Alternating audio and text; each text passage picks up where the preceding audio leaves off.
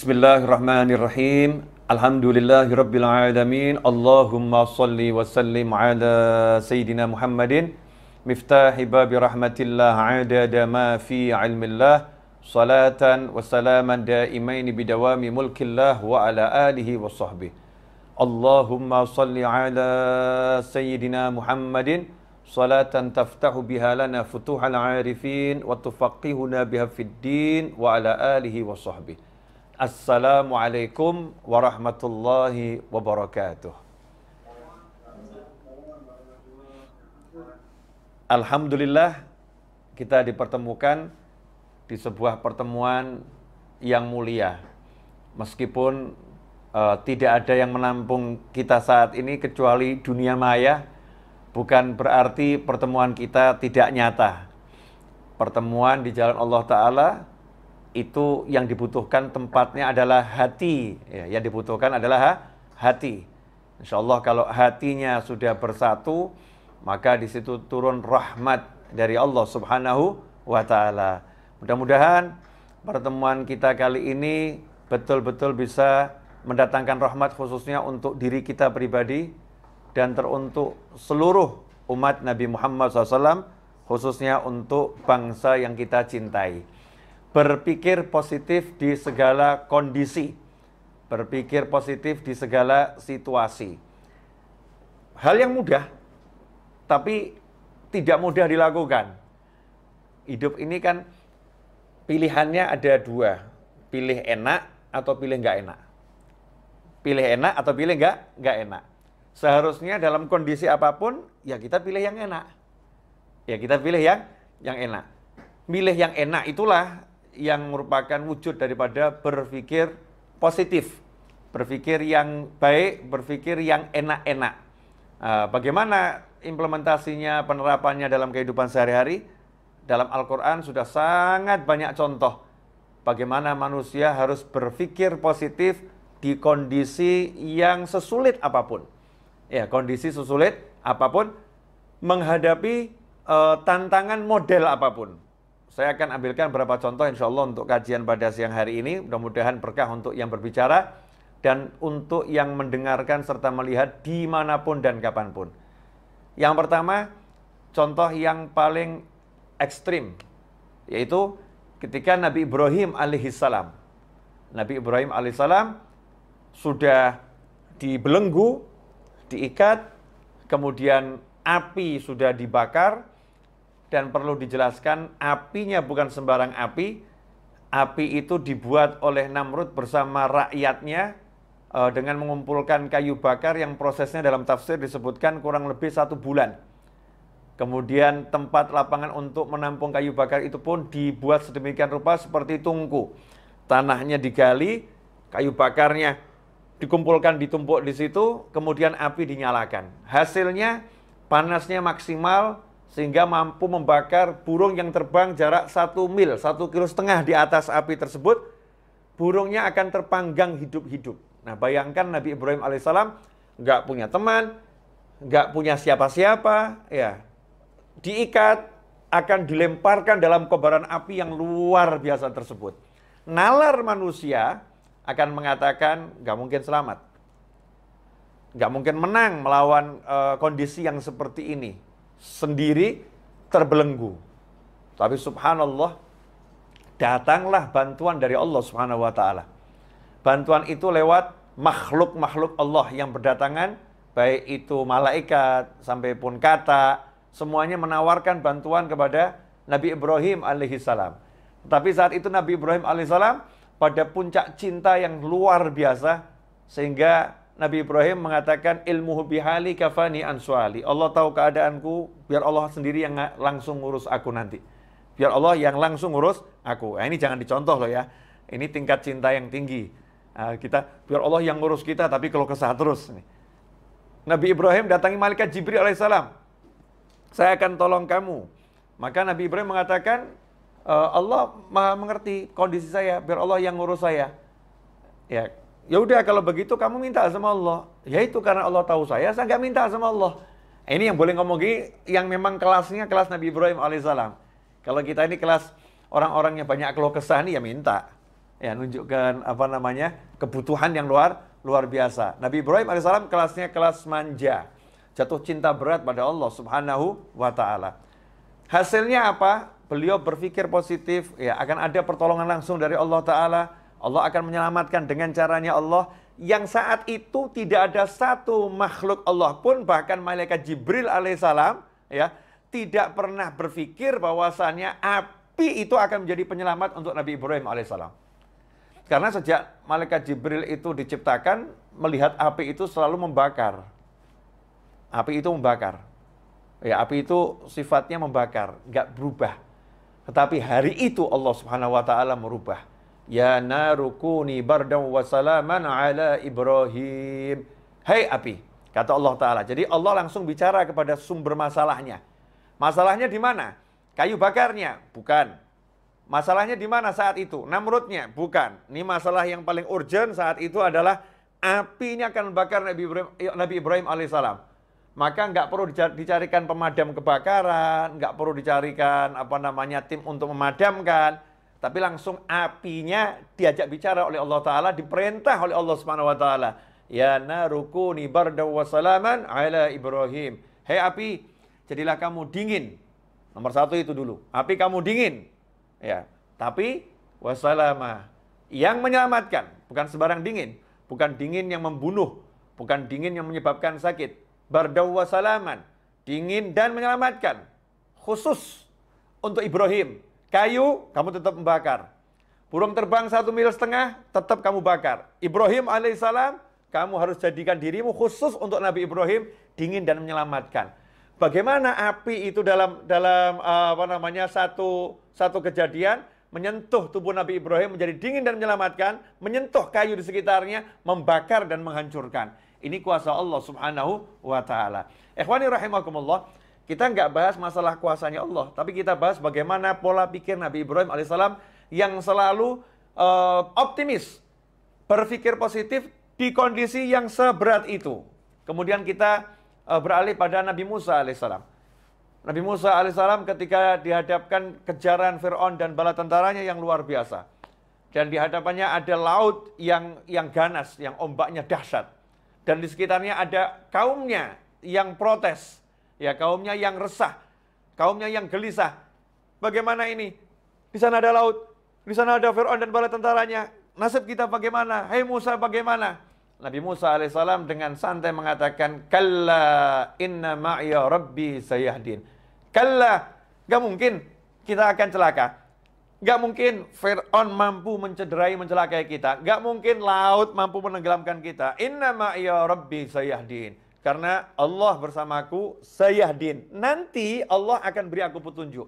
Saat ngomong begitu Nabi Musa gak punya solusi. Gak punya solusi. Tapi punya keyakinan. Punya pikiran yang positif. Pasti Allah akan berikan jalan keluar.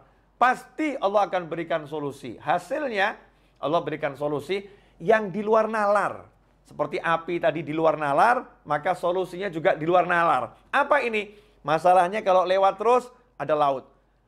Kapal nggak punya. Ini orang-orang nggak ahli renang, hidupnya di padang Sahara, nggak pernah belajar berenang. Ya, senjata nggak ada. Mau ngelawan Fir'aun dan bala tentara, ini konyol. Nggak punya apa-apa ini. Mau terjun ke laut juga sama konyol. Terus bagaimana?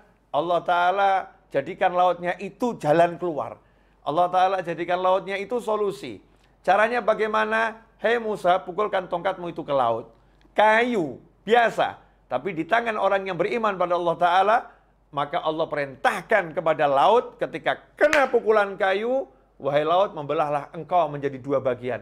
Subhanallah, begitu kena pukulan kayu, maka laut itu membelah menjadi tebing yang luar biasa. Nabi Musa dan kaumnya melewati tebing air laut yang luar biasa tanpa rasa takut.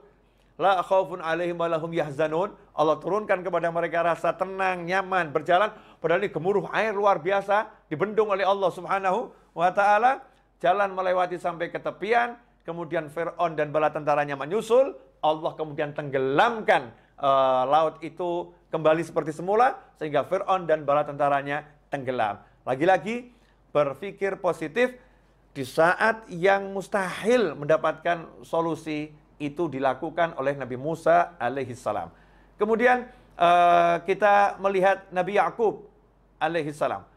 Nabi Yakub alaihissalam yang udah dikasih tahu bahwasannya Nabi Yusuf alaihissalam sudah dibunuh oleh serigala, diterkam oleh serigala. Ini darahnya, ini pakaiannya. Nabi Yakub mengatakan, nanti ya putraku akan dikembalikan semua kepadaku. Selalu yakin kalau Nabi Yusuf masih hidup. Jasadnya nggak ada, aku nggak ketemukan jasadnya. Berpikir positif, Nabi Yusuf masih hidup. Tentunya dilandasi dengan ilmu dari Allah Subhanahu wa Ta'ala. Hasilnya apa? Hasilnya betul dipertemukan dengan putranya Nabi Yusuf alaihissalam.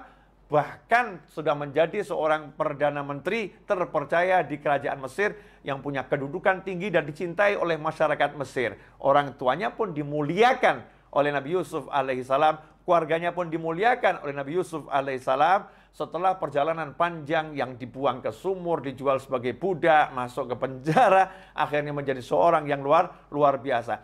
Lagi-lagi Nabi Yusuf berpikir positif, ayahnya berpikir positif. Kemudian kalau kita lihat kepada Nabi Ismail alaihissalam beserta ibunya. Dan Nabi Ibrahim alaihissalam ketika bersama keluarganya. Saat Allah Subhanahu wa Ta'ala memerintahkan Nabi Ibrahim untuk membawa istri dan anaknya untuk memindahkan istri dan anaknya ini ke suatu dataran rendah yang nggak ada manusia ataupun binatang yang hidup di sana.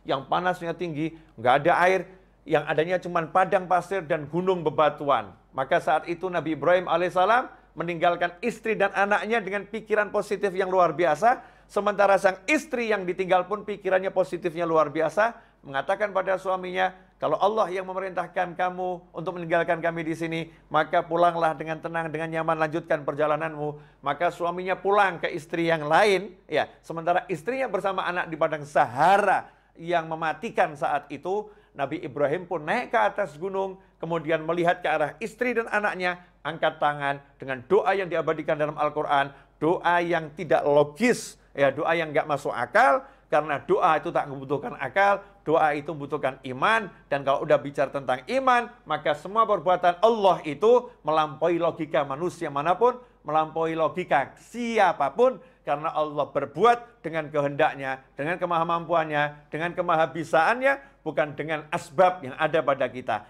Nabi Ibrahim mengerti itu, maka berdoa pada Allah Subhanahu wa Ta'ala, ya Allah, aku letakkan sebagian daripada anak keturunanku di suatu lembah yang tidak punya tanaman, nggak punya kehidupan di situ, ghairi dzara'in, nggak ada tanaman di sana. Ya Allah, agar mereka menjadi orang-orang nanti yang mendirikan sholat. Mereka nanti akan, tolong kirimkan kepada mereka buah-buahan dari segala penjuru, kirimkan kepada mereka manusia dari segala penjuru. Subhanallah, sudah tahu tempat ini tempat yang gersang, nggak ada kehidupan, tapi mengatakan liyuqimus shalah, agar nanti muncul manusia-manusia yang mendirikan sholat dari anak keturunan gue ini. Nabi Ibrahim meyakini Nabi Ismail nanti akan berkeluarga, Nabi Ismail akan punya anak, Nabi Ismail akan punya cucu, sampai akhirnya punya cucu namanya Nabi Muhammad sallallahu alaihi wasallam. Itu adalah husnudzan, prasangka baik, positive thinking yang dimiliki oleh Nabi Ibrahim alaihissalam, sehingga bisa menghasilkan kehidupan di kota Mekah yang tadinya padang Sahara sampai menjadi kota yang luar biasa. Begitu pula istri Nabi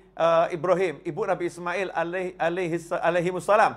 Ya, bagaimana ketika ditinggal oleh suaminya, kemudian berdua dengan anaknya. Saat itu sang anak menangis karena bekal telah habis, air yang diminum gak ada, makanan gak ada. Bayi yang usianya baru 2 tahun ini menangis, kurang lebih 2 tahun menangis sejadi-jadinya. Maka sang ibu pun tidak berpikir negatif, berpikir positif.